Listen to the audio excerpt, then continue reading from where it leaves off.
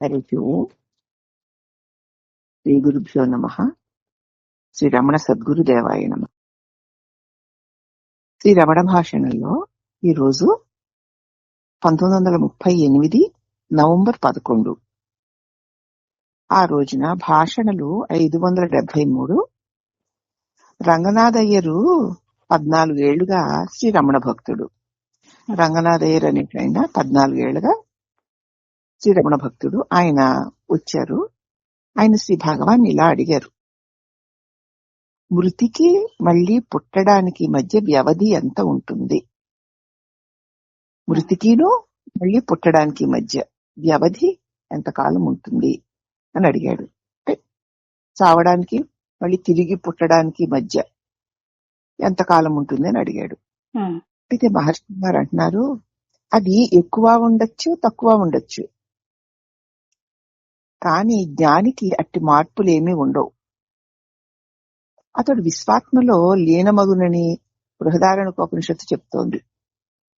చనిపోయిన తర్వాత శుక్ల మార్గంలో పయనించేవారు మరి జన్మించటని, కృష్ణ మార్గంలో వెళ్లేవారు సూక్ష్మ తనువులతో కర్మఫల భోగాలను అనుభవించిన తర్వాత పునర్జన్మకి వస్తారని ఒక మతంలో ఒక పద్ధతి వాళ్ళు అలా చెప్తున్నారు.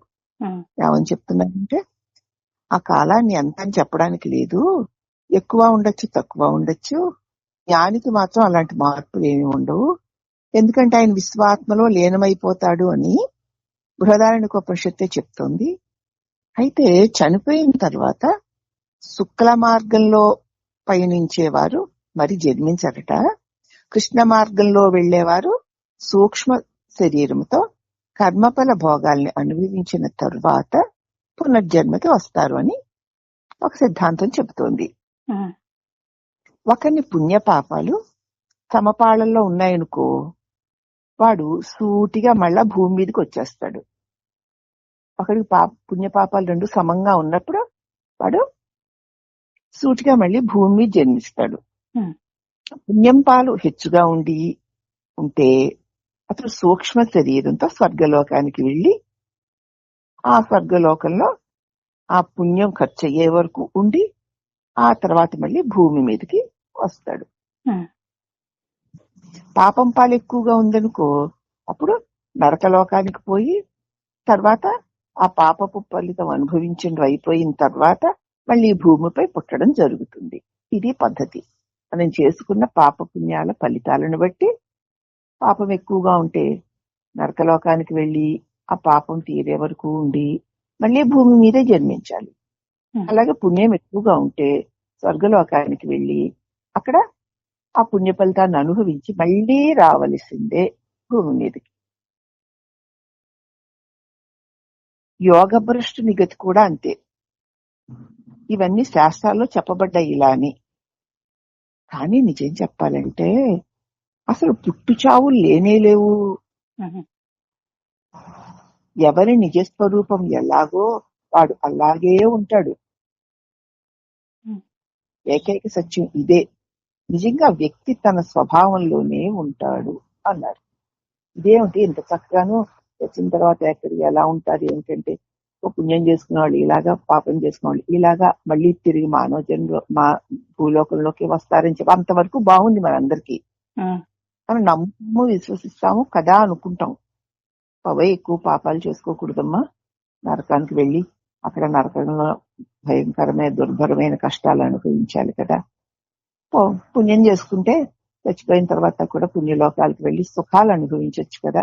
అందుకే పుణ్యాలు చేస్తాం మనం, అంటే దుఃఖాలు రాకూడదు, సుఖంగా ఉండాలని. అయినా మళ్ళీ భూలోకంలోకి రావాల్సిందే. యోగ భ్రష్టుడైన వాడు కూడా అంతే. ఇవన్నీ శాస్త్రాల్లో చెప్పబడ్డాయి. దీనికే గీతా పంచప్రాణాల్లో మనకి మలయాళ స్వామి వారు చెప్పారు. అది భగవద్గీతలో వాసుదేవ పరమాత్మ కూడా చెప్పాడు. త్రైగుణ్య విషయా వేదాః నిస్త్రైగుణ్యో భవార్జున నిర్ద్వంద్వో నిత్య సత్వస్థో నిర్యోగ క్షేమ ఆత్మవాన్ అని. ఇవన్నీ కూడా 3 గుణాలకి సంబంధించినటువంటి వ్యక్తుల వ్యవహారాల గురించి శాస్త్రాలు చెప్తాయి.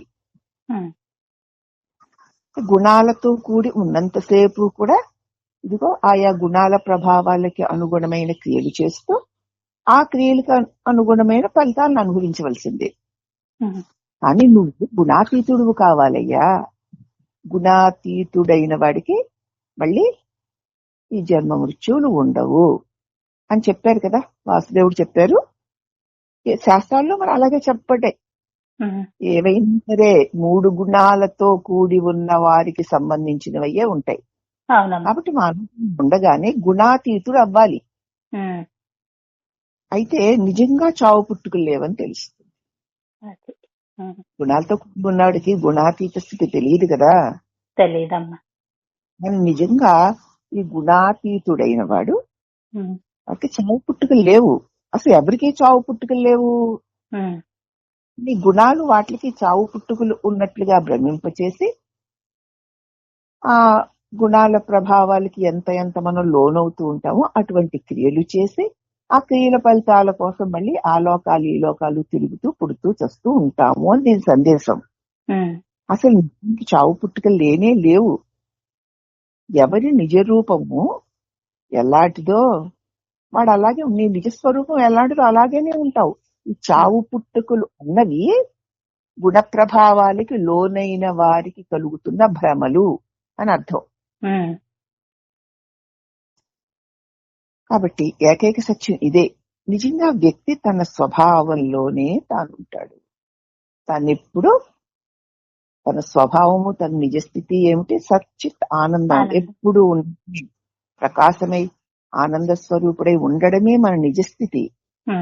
ఎప్పుడైతే దానిని మరిచామో ఆ మరుపే 3 గుణాలతో కూడినటువంటి ఈ పంచభూతాత్మకమైన ఈ శరీరంతో కూడిక కలిగింది మరుపు వల్ల.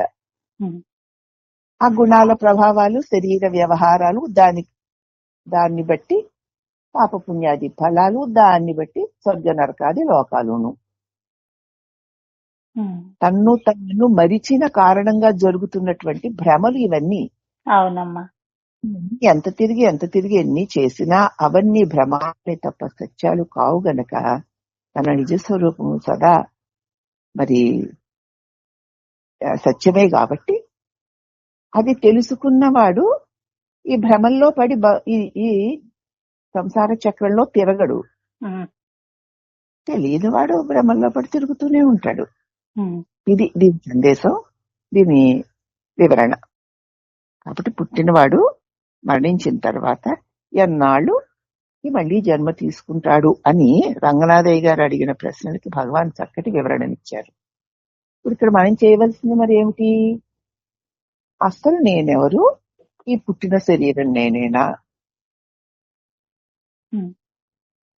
ఈ శరీరం నేను అని అనుకున్నప్పుడే కదా నాకు ఇవన్నీ ఉంటున్నాయి. ఈ శరీరం నేను అని అనుకోని నిద్రలో ఏమీ లేదు, ఆనంద స్థితిలో నేను ఉన్నాను కదా. మరి అప్పుడు నేనెవరు? అప్పుడు నేనున్నాను కదా. అప్పుడు మరి నాకేమీ లేవే. అప్పుడు నాకు జన్మ మృత్యువులు గాని, సుఖ దుఃఖాలు గాని, రాగద్వేషాలు గాని, సంసార భోగ బంధాలు గాని ఏమీ లేని నిర్వికార నిర్వికల్ప నిరంజన ఆనంద స్థితిలో ఉన్నానా లేదా? ఉన్నానమ్మా. నీ నిజ స్వభావం.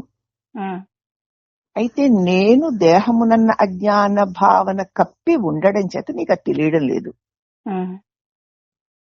ఎప్పుడైతే సద్గురువుని ఆశ్రయించి నిజమైన జన్మ మృత్యు బంధాల నుంచి బయటపడాలి అన్న కాంక్ష గట్టిగా కడిగిన వాడు సద్గురువుని ఆశ్రయిస్తే ఈ నిజస్వరూపాన్ని నీకు అతి స్పష్టంగా వెల్లడి చేస్తాడు. అప్పుడు నీకు తెలుస్తుంది, ఓహో ఇది కళ, ఇది ఒక కల్పన, ఒక భ్రమ, అలా జరుగుతున్నట్లు ఉన్నట్లు నిజమన్నట్లు అనిపిస్తోందంతే అని తెలుసుకుంటాం. అట్టివాడికి ఎన్ని జన్మలు ఎన్ని దేహాలు పుట్టి చచ్చినా అవేవి కూడా తన భ్రమ వల్ల కలిగిన దృశ్యాలే తప్ప సత్యాలు కావని తెలుస్తుంది. కాబట్టి అతడు శరీరమును వదిలిన తర్వాత బ్రహ్మమునందు లీనమైపోతాడు విశ్వాత్మలో. ఇటువంటి దివ్య స్థితిని మనం ఈ శరీరం ఉండగానే, ఉన్నతమైన మానవ దేహం ఉండగానే వివేకవంతమైన దృష్టితో సద్గురువును ఆశ్రయించి పుట్టినందుకు మరణించే లోపుగా నేను చెయ్యవలసిందేమిటి, పొందవలసిందేమిటి అని ప్రశ్న కలిగి సద్గురువుని ఆశ్రయిస్తే చేయవలసిందేమీ లేదు, పొందవలసిందేమీ లేదు. ఏది నువ్వు కాదో అది నువ్వు కాదని తెలుసుకో చాలు అని చెప్తారు మన రమణ గురుదేవులు. అంతే. ఒక్కసారి ఆ ఒక్క మాటని నువ్వు ఈ దేహానివి అని మన తల్లిదండ్రులు చెప్పిన మాటను బట్టి ఎట్లాగ ఈ దేహాన్ని నేను, దీని పేరు నేను, నాది అని ఎలాగ స్థిరంగా అనుకున్నామో, అనుకుని అట్లా స్థిరపడిపోయామో, అలాగనే నువ్వు ఈ దేహాన్ని కావు, దీని నామరూపాలు నీకు లేవు, నువ్వు నిరాకార నిరంజనమైన సచ్చితానందానివి అని సద్గురువు చెప్పిన మాట నీకు అంత దృఢంగా నీ హృదయంలో నిలిస్తే అదే జీవన్ముక్త స్థితి, జన్మ మృత్యులు లేని స్థితి. అట్టి స్థితిని మనకి వివరించి చెప్పారు శ్రీ భగవాన్లు. శ్రీ రమణ సద్గురుదేవులకు అనేక వందనములు.